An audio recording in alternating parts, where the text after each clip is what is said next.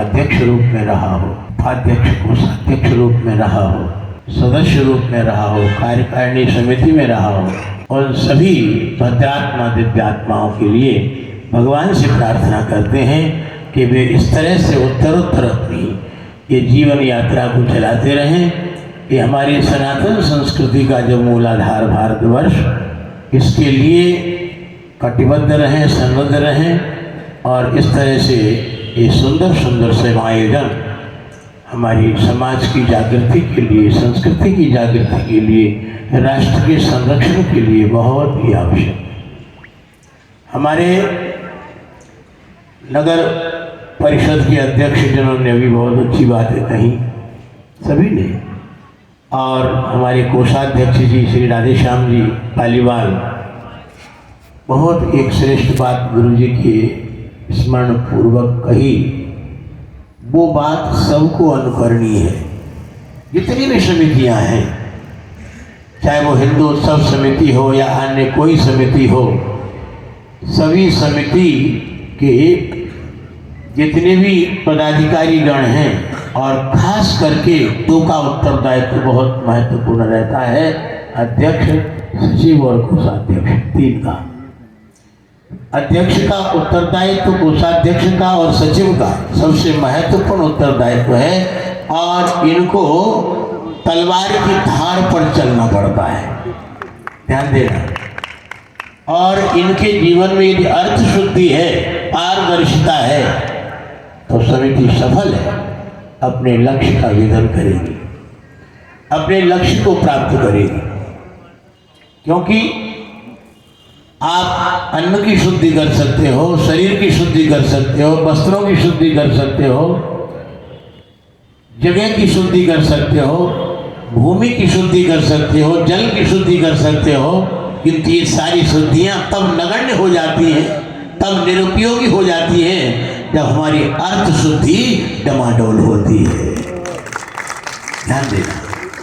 यदि आपने खूब अच्छी तरह से पानी को छान के पिया है, खाद्य पदार्थों को नाने प्रकार से परिष्कृत करके खाया है और बहुत से उपभोग करने वाले सारी सामग्रियों को बहुत अच्छे ढंग से शुद्धता पवित्रता पूर्वक उपयोग किया है, किंतु उनके मूल आधार में अर्थ है जिसके द्वारा उन समस्त सामग्रियों को उपलब्ध किया है, और अर्थ ही अशुद्ध है। तुम लाखों बार तुम सब्जियों को धो लेना, हजारों बार तुम आटे को चाल लेना, शुद्ध नहीं होगा, शुद्ध नहीं होगा। अर्थ शुद्धि सर्वोपरि। इसलिए हम सभी समितियों के पदाधिकारी, खास करके हिंदू उत्सव समिति जो आज शपथ ग्रहण समारोह में आहूत किया गया है, तो उन अध्यक्ष जी जो नवनिर्मित अध्यक्ष हैं जो बवेली जी, उनसे विशेष रूप से हम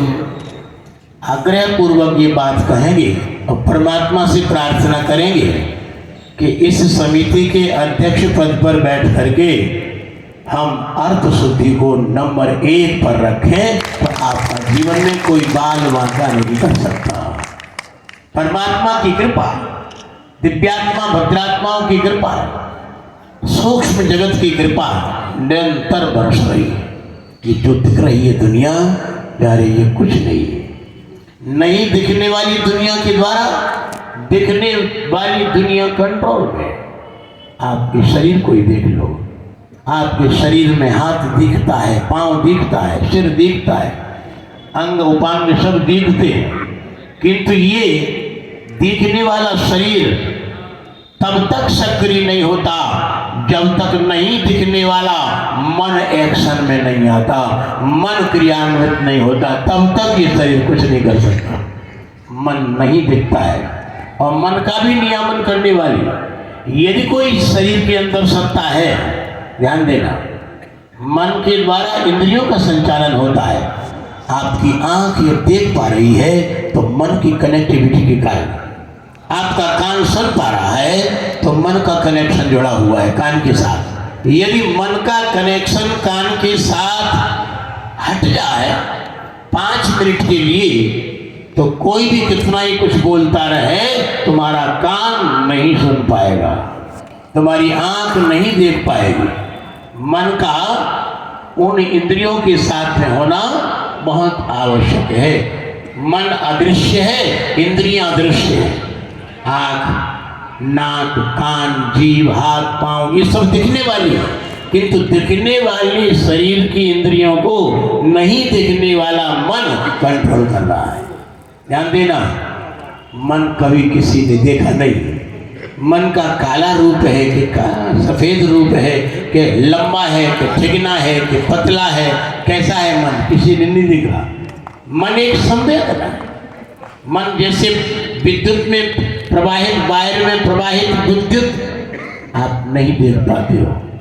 कोई भी दुनिया का व्यक्ति विद्युत की ऊर्जा को वायर में प्रवाहित हो रही है और क्रियाशील है, उसको कोई नहीं देख पाता है, किंतु उस ऊर्जा के द्वारा बल्ब जलता है, फ्रिज चलती है, कूलर चलता है, अन्य सारे विद्युत के साथ संचालित होते हैं। उनके विद्युत के द्वारा संचालित होने वाले कार्य को तो हम देख पाते हैं, किंतु विद्युत को नहीं देख पाते हैं। वायर कितना ही नंगा कर दिया जाए, उसके ऊपर का कोट हटा दिया जाए और बड़ी तेजस्वी आंखों के द्वारा आप देखें, किंतु विद्युत नहीं दिखती है।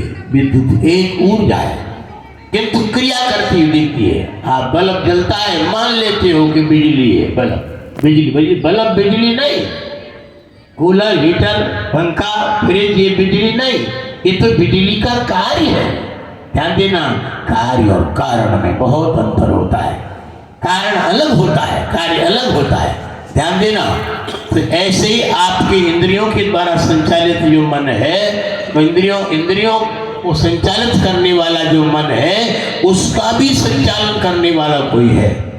तुम्हारे मन को कोई संचालित कर रहा है, वो भी अदृश्य है। क्यों? अदृश्य को अदृश्य ही संचालित कर सकता है। आपका मन जैसे दृश्य नहीं, मन दृश्य नहीं तो अदृश्य है, तो अदृश्य को अदृश्य ही संचालित कर पाएगा। वो है मन के ऊपर रहने वाली बुद्धि। ध्यान देना, मन को कंट्रोल करने में दुनिया के बहुत से लोग लगे हुए हैं और बहुत से साधनों के मार्ग हैं, किंतु आज तक मन को पूरा कोई कंट्रोल कर पाया नहीं है। मन को कंट्रोल कर पाना बहुत कठिन है। इतना कठिन है जैसे कोई कुशल एक मोगिया या जो शिकार करने वाला कोई विशेष जो है पशुओं को बांधने वाला व्यक्ति और हिरण को अपने कब्जे में कर ले। स्वच्छंद विचरने वाले हिरण को अपने कब्जे में करके बड़ी बड़ी जंजीरों से बांध ले, और बांधने के बाद वो ऐसा अपने आप को नहीं मानता कि हिरण पूरी तरह से हमारे कब्जे में आ गया। 24 घंटे वो नजर रखता है। जिस दिन हिरण को वो बंधन ढीला दिखेगा, उसी दिन हिरण चौकड़ी मार के भी भाग जाएगा जंगल में और उसके बंधन से मुक्त हो जाएगा। ऐसे ही कुशल बहेलिया हिरण को बंधन आने के बाद भी अपनी तीखी नजर रखता है। ठीक इसी तरह से ये मन भी बंधन में अनेक साधनों के द्वारा आता है। आप त्राटक के द्वारा मन को एकाग्र कर सकते हो। आप मन को एकाग्र करने में श्वास के द्वारा भी एकाग्र कर सकते हो। मन को आप अपनी जीव को केंद्रित करके भी एकाग्र कर सकते हो, किंतु इन सब साधनों के ढीले होते, शिथिल होते ही मन छलांग लगा के और दुनिया में न मालूम किस गड्ढे में आपको पटक दे। ध्यान देना, साधन ढीला होते ही मन गड्ढे में पटक देता है। इसलिए मन का अगर मन के ऊपर अंकुश है तो बुद्धि का है, और बुद्धि का जो अंकुश है वो सटीक अंकुश है। मन को अलग से किसी भी तरह से निगृहित करने की आवश्यकता नहीं है। मन को निगृहित करने के लिए यदि कोई सटीक साधन यदि है तो बुद्धि है, और बुद्धि जो परमिशन देती है मन वही करता है। आप लोग सोच रहे हो कि महाराज जी हिंदू उत्सव समिति का कार्यक्रम है, ये कहाँ अध्यात्म की बात ले आए।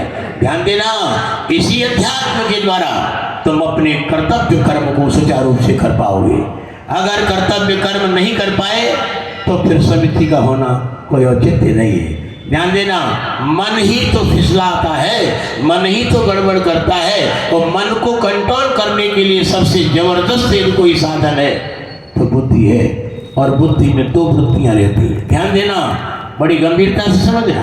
बुद्धि में दो वृत्तियां रहती है, एक वृत्ति रहती है पसंद वाली और एक वृत्ति रहती है नापसंद वाली।